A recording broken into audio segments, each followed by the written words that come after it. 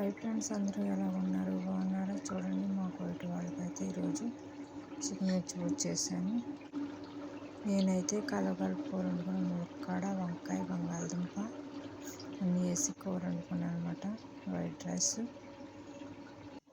మా వాడికి మిర్చి రైస్ చేస్తున్నాను. చూడండి, కోళ్ళుగా మగ్గని దాంట్లో కాల్చిన మసాలా సరుకు కూడా వేసుకున్నాను. తర్వాత వాటర్ వేసుకున్నాను.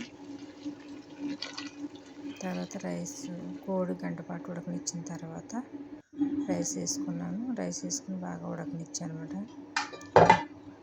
చూడండి, చికెన్ మిర్చి అంటే కోడి ఆపకుండా లాన్ ఇంచెస్ అనమాట. చికెన్ మిర్చి మీలో ఎంతమందికి ఇష్టం? చూడండి, రైస్ ఉడికిపోయింది.